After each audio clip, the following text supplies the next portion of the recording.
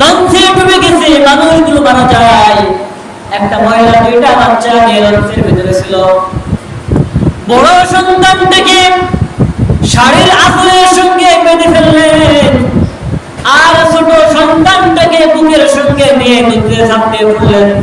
সাঁতার দিয়ে আস্তে করে নদীর কিনারা পর্যন্ত পৌঁছায় গেলেন। কি মর্মান্তিক ঘটনা! নদীর কিনারা পর্যন্ত পৌঁছানোর পর মা কষ্ট করে সাঁতার দিতে দিতে পানি খাইতে খাইতে শ্বাস বন্ধ হয়ে গেছে।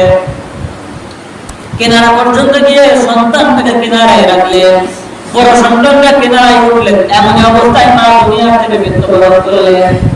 মা তার নিজে প্রমাণ করে দিলেন, নিজের জীবনের মায়া করলেন না। সন্তানকে ফেলে দিয়ে মা যদি কিনারায় যাইতো যাইতে পারত, কিন্তু মা সন্তানদেরকে পৃথিবীতে বাঁচিয়ে রেখে নিজেই চলে গেলেন। তার মানে হলো মা নিজের জীবনের চেয়েও সন্তানদের বেশি ভালোবাসে।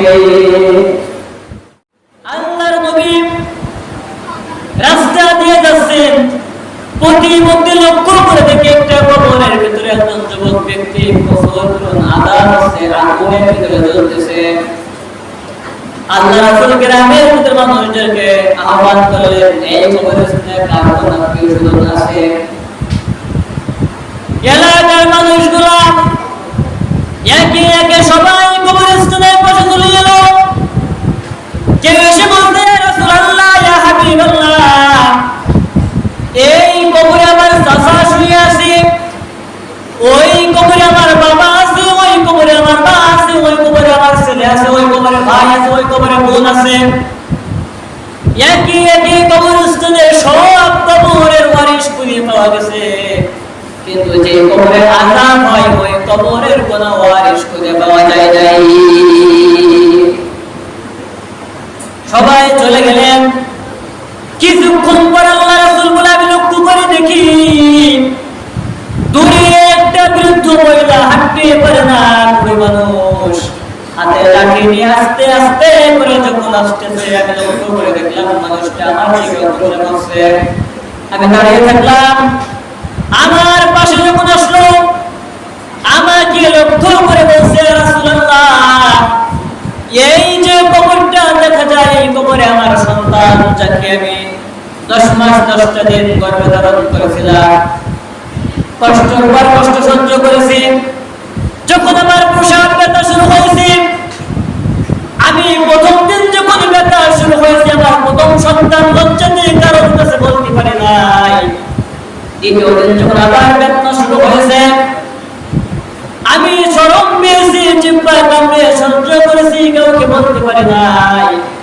তৃতীয় দিন যখন ব্যথা শুরু হয়ে গেছে, আমি আর নিজেকে কন্ট্রোল করতে পারি না। আমি কখনো জ্ঞান হারিয়ে যাই, কখনো অজ্ঞান হয়ে যাই, কখনো জ্ঞান ফিরে আসে। গভীর রাতে আমি আমার স্বামীর পা দুইটা ধরে বললাম, আমার প্রাণ প্রিয় স্বামী, দীর্ঘদিন ধরে সংসার করেছি, জানি না কতটুকু হক আদায় করতে পেরেছি। আমার যে ব্যথা শুরু হয়েছে, মনে হয় আমি আর দুনিয়াতে বাঁচব না, মাফ করে দিল। স্বামী আমার স্ত্রীকে সান্ত্বনা দিয়ে বলে থাকে, কষ্ট পেও না, কান্না করো না, টেনশন করো না, আমি তোমার স্বামী তো বেঁচে আছি। শ্বশুরের কাছে যাই, শাশুড়ির কাছে যাই, পা দুইটা ধরে কাঁদতে। ব্যথা যখন শুরু হয়ে যায়, গ্রামের মহিলারা যখন ঘরের ভিতরে আসে,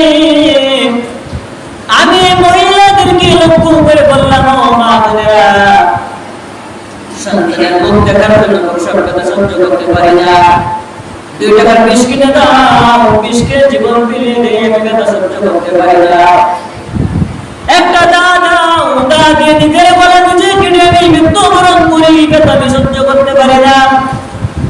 বৃদ্ধ মহিলা বলছে, আমি লক্ষ্য করে দেখি আমার ঘরের ভিতরে মহিলা দাও যদি অস্ত্রগুলো জানলা দিয়ে বাইরে ফেলে দেয়, আমার মাথায় হাত দিয়ে বলে, মা পাগলামি করো না, সন্তানের মা আমাকে কষ্ট সহ্য করেছে।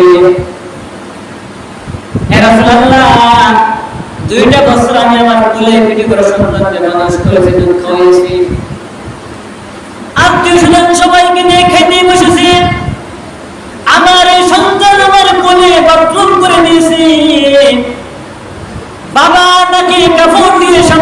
চলে গেছে। ভাই বোন আত্মীয়-স্বজন দাদি-নানি যারা ছিল সবাই সামনে থেকে চলে গেছে, কারণ খাওয়ার সময় বাথরুম করছে। আমি তো তার আনন্দ কিনে আমি আস্তে করে সন্তানটাকে আমি কোলে করে নিয়ে ভাতের প্লেটটা সামনে থেকে ফেলে দিয়ে আমি আমার সন্তানকে পরিষ্কার করে নিয়ে কপালে একটা চুমা দিয়ে আবার সেই মাখানো ভাত খাওয়া শুরু করেছি। ইয়া রাসূলুল্লাহ, আমার কষ্টের সন্তান এই কবরের ভিতরে শোনো। আল্লাহ রাসূল বললেন, ও বৃদ্ধ মহিলা, তোমার সন্তানের কবরের ভিতরে আযাব হইতেছে, প্রচুর পরিমাণে আযাব হইতেছে। বিশ্বাস করলেন না, এসে বললেন অনেক লম্বা ঘটনা। সিরাত মাহফিলতে বলছিলাম, সর্বশেষ মা যখন দুইটা হাত তুলে রব্বুল আলামিনের দিকে বাড়িয়ে দিল, আল্লাহ, আমার সন্তান যত অপরাধ করলেও আমার সন্তান আমি তাকে গর্ভে ধারণ করেছিলাম, রব্বুল আলামিন শত অপরাধ করলেও আমি তাকে পেটে ধারণ করেছিলাম। রব্বুল আলামিন আমার সন্তান আমাকে কষ্ট দিয়েছে, আমার মনে ব্যথা দিয়েছে, আমি তো মা, আমি আমার সন্তানকে এই মুহূর্তে সব অপরাধগুলো মাফ করে দিয়েছি। রব্বুল আলামিন আপনি আমার সন্তানকে আপনি মাফ করে দিয়ে দিন। কিতাবের ভিতরে আছে, মা দুইটা হাত করে এই কথা বলার পর মুখে হাত দেওয়ার আগেই রব্বুল আলামিন সন্তানের কবরের আযাব মাফ করে দিয়েছে। সুবহানাল্লাহ।